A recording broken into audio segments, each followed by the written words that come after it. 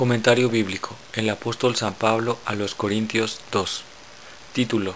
La evidencia textual confirma que el texto original griego llevaba el título breve Pros Corinthios B, literalmente a los Corintios 2.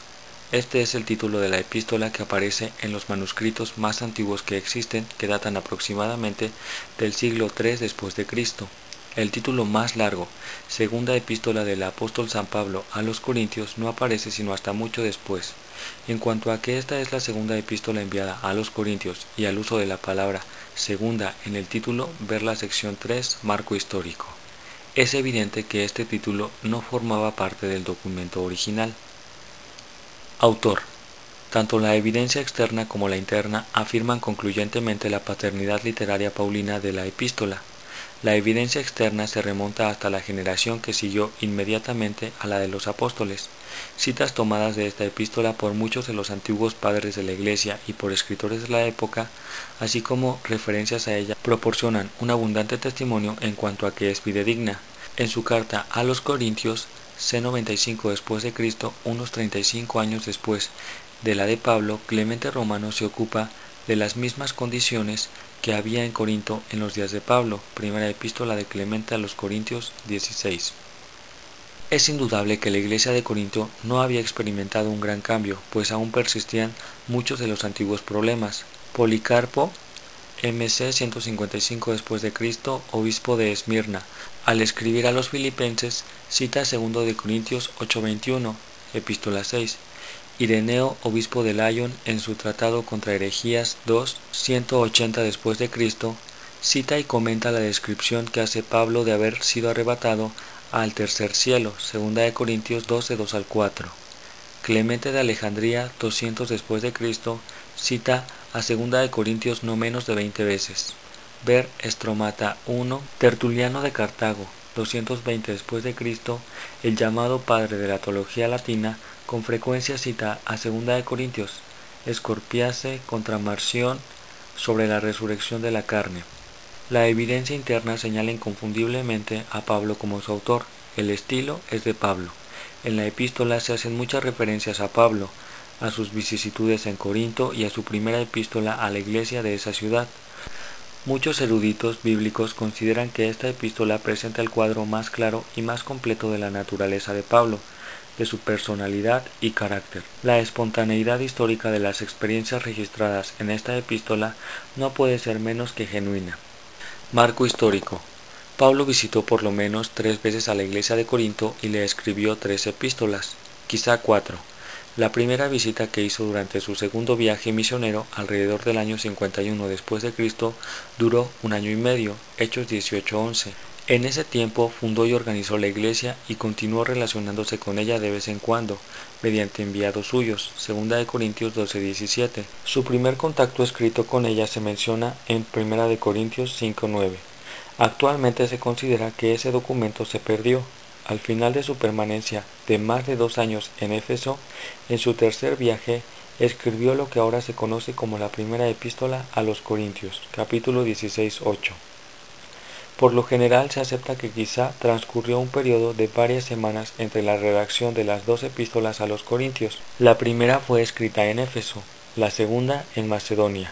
Pablo había tenido el propósito de permanecer en Éfeso hasta Pentecostés e ir después a Corinto pasando por Macedonia, Hechos 19:21, pero salió de Éfeso antes de lo que se había propuesto. Esto puede haberse debido por lo menos en parte al levantamiento popular que casi le costó la vida, Hechos 19:24-41. La oposición que sufrió mientras estaba en Éfeso le ocasionó una gran tensión. Se refirió a los adversarios de la verdad como bestias, 1 de Corintios 15:32, y observó que había sido abrumado sobremanera más allá de su fuerza y que había perdido la esperanza de conservar la vida, 2 de Corintios 1:8. En esta condición Pablo salió de Éfeso para Macedonia. Viajó a Troas, al puerto donde se debía embarcar para Macedonia. Allí esperó el regreso de Tito, que traería un informe de la respuesta de los corintios a su epístola anterior. Pero Tito no llegó en la fecha esperada y Pablo, no hallando reposo para su espíritu debido a la preocupación que sentía por la iglesia de Corinto, 2 de Corintios 2:13, no pudo aprovechar la puerta de oportunidad que se abría para la predicación del Evangelio en Troas. Continuó su viaje a Macedonia, se encontró con Tito en Filipos y con alivio y gozo escuchó las buenas noticias que Tito le traía de Corinto. Algunos piensan que antes de escribir esta carta y después de su primer visita a Corinto, Pablo había regresado allí para una segunda visita. Él habla de una visita previa que le causó tristeza y desánimo. Segunda de Corintios 2:1, 12:14, 13:1 y 2. Después de esa visita y de haber recibido más noticias desconcertantes de Corinto, Primera de Corintios 1:11, quizá mandó una carta de reproches y consejos, Primera de Corintios, y envió a Tito para que preparara el camino para una nueva visita que pensaba efectuar, Segunda de Corintios 8:6, 13:1 y 2. Pablo se refiere, capítulo 2:4, a una carta anterior que había escrito a los corintios con mucha tribulación y angustia del corazón, y con la cual los había contristado, capítulo 7:8. Muchos eruditos piensan que en estos y otros pasajes difícilmente Pablo puede referirse a Primera de Corintios, pues así lo sostienen, esas afirmaciones no describen adecuadamente el espíritu y la naturaleza de esa epístola. Por lo tanto, argumentan que el apóstol debe haber escrito una carta entre las dos que aparecen en el Nuevo Testamento. Algunos que opinan así consideran que esa carta se ha perdido, pero otros piensan que se ha conservado y que constituye los capítulos 10 al 13 de Segunda de Corintios.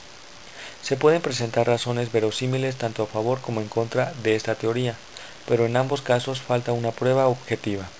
Por lo tanto, este comentario acepta que Primera de Corintios es la carta a la que Pablo se refiere en Segunda de Corintios. Se cree que Pablo escribió esta segunda epístola mientras estaba en Macedonia. Capítulo 2:13, 7:5, 8:1, 9:2 y al 4, aproximadamente en el año 57 después de Cristo. Parece que las cartas y las visitas de Pablo lograron por lo menos transitoriamente su propósito. Según Romanos 16:23, es evidente que Pablo fue recibido y hospedado por uno de los miembros principales de la Iglesia.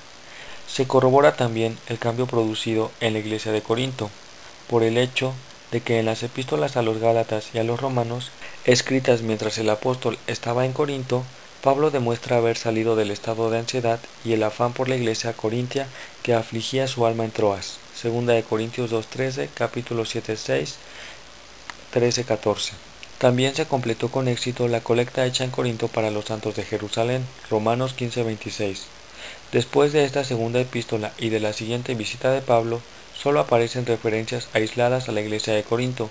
Sin embargo, la epístola a los Corintios, escrita por Clemente Romano alrededor del año 95 después de Cristo, mencionada anteriormente, revela que habían reaparecido por lo menos algunos de los antiguos males.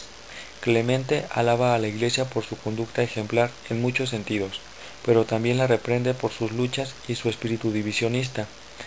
Esta es la última información que tenemos acerca de la iglesia de Corinto durante la era apostólica. Tema: el motivo inmediato de la epístola fue el informe animador que Tito había traído de Corinto. La primera parte de la carta trata de la recepción que habían dado los corintios a la epístola anterior de Pablo y repasa algunos de los problemas que se tratan en ella. Siguiendo las instrucciones de Pablo, la iglesia había eliminado de su seno al ofensor inmoral de Primera de Corintios, Primera de Corintios 5:1 al 5 y Segunda de Corintios 2:6. Pablo ahora aconseja cómo rescatar al que había sido pecador. Se da énfasis especial a las contribuciones recogidas en las iglesias de Macedonia y Grecia para los pobres. Pablo tomó muy en serio esta misión, pues uniría los corazones de los cristianos de origen judío y de los de origen gentil con un vínculo de hermandad y unidad. Los creyentes de origen gentil serían inducidos a apreciar los sacrificios de los cristianos de origen judío para llevarles el conocimiento del Evangelio, y los judíos serían inducidos a apreciar el espíritu de hermandad del cual las dádivas daban un testimonio mudo, pero elocuente. Pero la iglesia de Corinto había sido descuidada en reunir su contribución y había quedado muy por detrás de las iglesias de Macedonia, quizá como resultado de las luchas y la inmoralidad que habían absorbido su atención. En esta carta, Pablo les hace una exhortación final para actuar con rapidez y diligencia. Parece que la mayoría de los miembros de la iglesia de Corinto aceptaron de buena gana el consejo de Pablo y sus colaboradores. Habían recibido a Tito con los brazos abiertos, pero casi desde el principio había bandos en la iglesia. Unos favorecían a un caudillo, otros a otro. Gran parte de las dificultades ocasionadas por ese partidismo se habían aquietado, pero persistía una franca y perversa oposición, quizá de parte del bando judaizante similar al de Galacia. Su propósito era socavar la obra, la autoridad y el apostolado de Pablo. Los adversarios acusaban a Pablo de inconstancia por no haber ido a Corinto como antes lo había prometido. Argumentaban que le faltaba autoridad apostólica.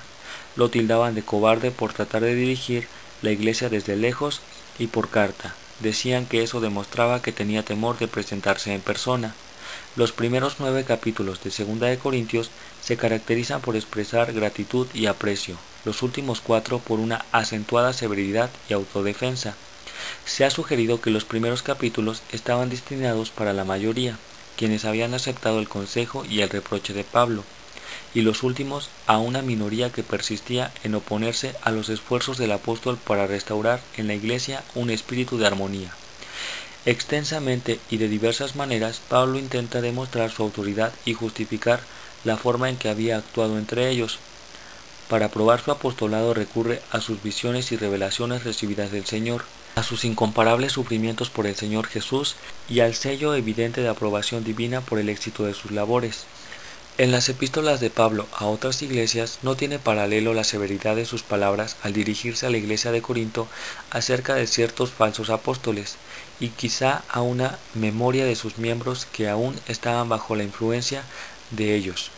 La segunda epístola es diferente a Primera de Corintios. La primera es objetiva y práctica. La segunda es mayormente subjetiva y personal. La primera tiene un tono más tranquilo y mesurado. La segunda refleja la ansiedad de Pablo por recibir noticias de Corinto, su alivio y gozo cuando finalmente llegó Tito, y su decisión de tratar con firmeza a los que todavía perturbaban a la iglesia. La primera refleja las condiciones en que se hallaba la iglesia corintia, la segunda la pasión del apóstol por la iglesia.